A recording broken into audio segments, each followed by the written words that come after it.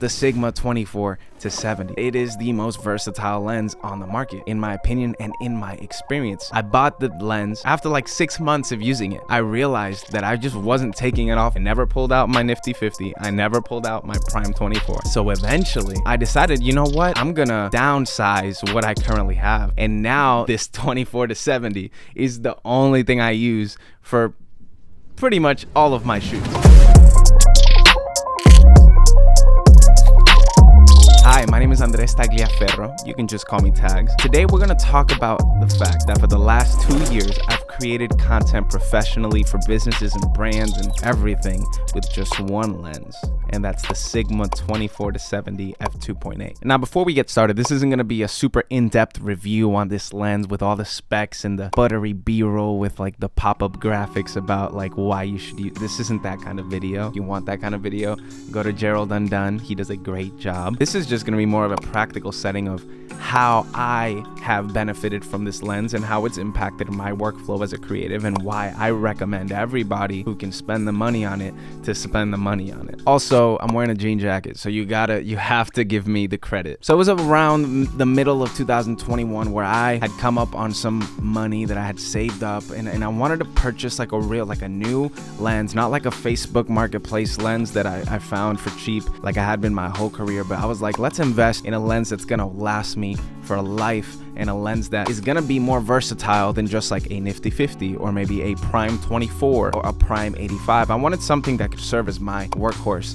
And well, just like many of us cinematographers on this platform, I ran into a Danny Gevirtz video about the Sigma 24 to 70. Obviously, in that video, he says a lot of the things I'm gonna say in this video, which is that it is the most versatile lens on the market, in my opinion and in my experience. So, you know what? I said, I'm gonna try it. You know, if I don't like it, I could always return it. I bought the lens, and after like a year of using it, I just realized, not even a year, after like 6 months of using it, I realized that I just wasn't taking it off my lens. I never pulled out my nifty 50. I never pulled out my prime 24. I never pulled out my prime 85. So eventually, as I started to get off of the hamster wheel that is buying new gear every month when you have a new paycheck, I decided, you know what? I'm gonna not only stop buying new things, but I'm gonna downsize what I currently have. And I sold that 50 mil that I had. I sold the 24 mil. I sold the 85 mil. And now this 24 to 70 is the only thing I use for pretty much all of my shoots. This bad boy right here.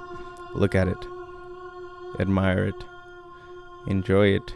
It's so nice. It's this big, like, nice lens. Again, you never need to take off your camera. All right, so let's get right into it. What makes this lens so special? Why don't I need any other lens? Whatever. Okay, here it is. Number one, the 24 to 70 focal range on a lens has to be the most effective and versatile focal range that you ever need, okay? You get the 24 mil wide angle, okay? So any lens you need to capture a space, just a wide angle shot of anything, you have it. And then you can zoom into 35, 50, and 70, which are 4 different lenses in one, okay? And the beauty of this lens is that it's f2.8 throughout. It's not a variable f-stop, so you're still getting that buttery 2.8 bokeh behind whatever without needing 4 different prime lenses. That kind of brings me into my next point, which is if you're a run and gun videographer, like most of us are, like if you do events, weddings, if you do anything that requires you to be running around and you don't really have enough time to have an assistant hand you 70 mil lens, blah, or you do social content, whatever it is, you're a run and gun videographer, this lens is probably going to be your best friend because it's versatile and you never have to take it off of your camera. I mean, if you're using a gimbal, having to change lenses,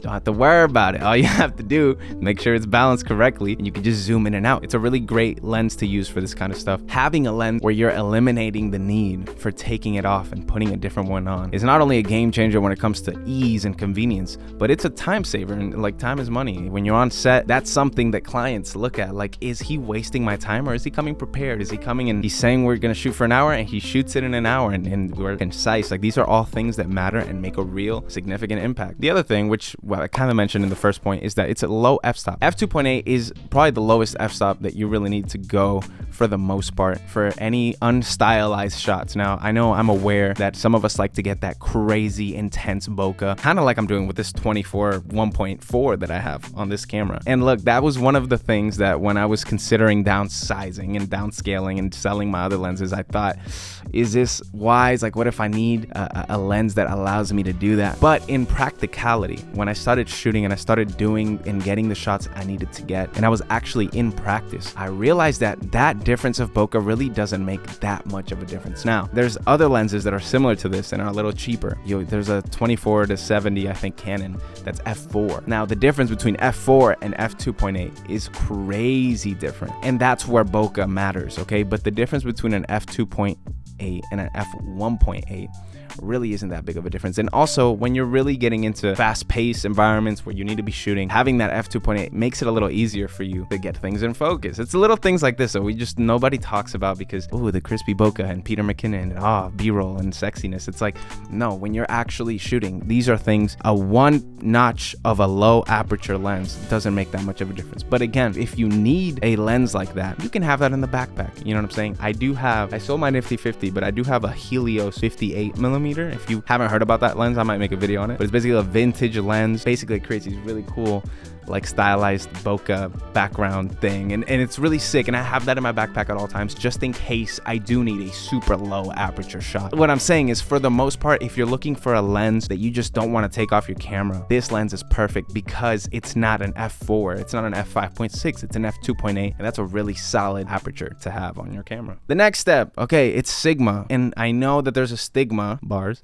when it comes to not using native lenses, like they might not be sharp or as sharp as a native lens. The beauty of this 24 to 70 is it is so sharp. It is so sharp. You don't really get much vignetting, which you do with some other Sigma like primes, like this one. This one vignettes a little bit, but that one doesn't really much at all. And it's still just as sharp, but not in like a gross, like digital way, like a lot of the native lenses that we use are. Like, you don't get that weird crunch that you'll get in like a Sony 24 to 70, which I used to own. You don't worry about that. It's a smooth kind of sharpness. And in fact, it's so sharp that I actually bought, if you can see that right there, I actually bought a Promise filter. Look at it right there.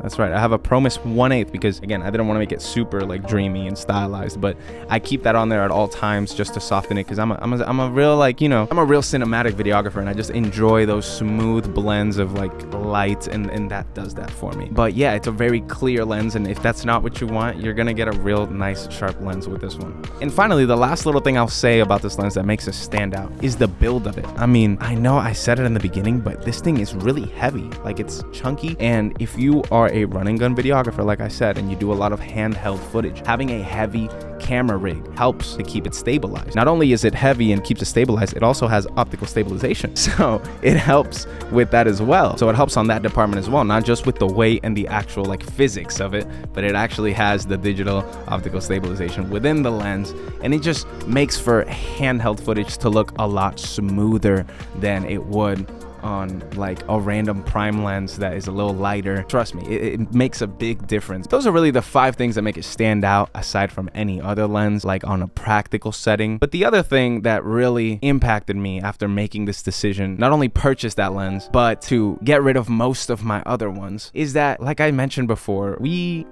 tend to get in this hamster wheel kind of thing where we feel like we need to have the newest thing all the time, and having a lens that made me not have to think about purchasing anything else and not made me think about needing any other lens was really good for my like mental health as a creative. I remember I used to feel like these feelings of burnout because I felt like I needed, or I was lacking this focal length, or I was lacking this kind of shot because I only had these 3 different types of prime lenses. And you know, having something where it covers every base is really nice, and it's a nice comforting feeling to know that if you're going out and you're shooting, you're not gonna miss anything. Something that really does help with that feeling of not having enough, or like you lack this specific thing. You have it all in this one lens. And you know, I'll encourage anyone watching this to consider some sort of minimalistic approach when it comes to gear, because that's something I did, and I encourage you to follow this other YouTuber. His name is Matt Diavella. If you're watching my video, you've probably already seen his stuff, but he talks about minimalism in every area of your life. He actually produced a Netflix documentary about it. There's just something about minimizing the decision making that you have, and in fact there's a term for this. It's called decision fatigue. If you have more decisions to make and you don't have things planned out already, have to make more decisions, you get more tired over time. You get fatigued because your mind is tired of making these decisions. That applies to when you go on a shoot and you're planning it and you're like, okay, I need to have this thing and this thing and this thing. You don't have to make that decision. You have that lens that can cover it all. When I go to any shoot, I don't need a big old Pelican case with my 40 other lenses. I don't need all this. I just have my one trusty 24-70 and that 58 mil that I have just in case I need a more stylized low aperture thing. But I'm telling you, like, once you get this lens, unless you just want a specific look that maybe another lens you know can give you, this can really cover any base you need. Again, it just takes away that decision fatigue every time you open your camera bag and have to decide, do I need the 50 or the 85? No. You got the 24-70 and you don't need anything else. That's it. But yeah, that's really it for this video. I just wanted to share my love, my deep love and reverence for this lens, because like I said, it really did not just impact my workflow and all of that, but my mental health. And I think as creatives, that's something that we don't talk about enough. And we don't talk about, okay, I got every piece of gear, now what? And I feel like this, or I still don't have the clients I want, even though I have the $20,000 setup. If you like this video and it did add some value to your life, or made you laugh a little bit, made you giggle or whatever, send it to a friend and go down and like and subscribe. Even if you don't send it to anybody, like and subscribe, you know what I'm saying? Because we make videos like this every week. Last week we uploaded 2 videos. We were really feeling a way about it. Give the Sigma 24-70 a shot. If you don't believe me, you can always rent it, or maybe just buy it and return it. Don't tell anybody I told you to do that. But it's really, I do think it's a fantastic lens to have in your arsenal. And even if you don't need to sell all the other stuff, but I do recommend this lens for anybody who just wants a good workhorse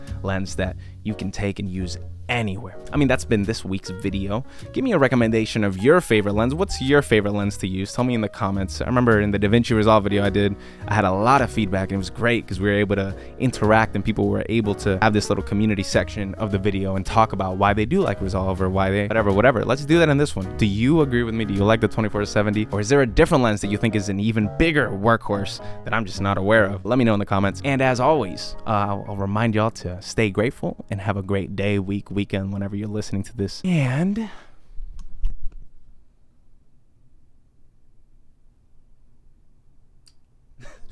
bye. This isn't okay. You look deep inside me, far across the way. On the brink of breaking, smile across my face. Holding in this life to see it in your gaze.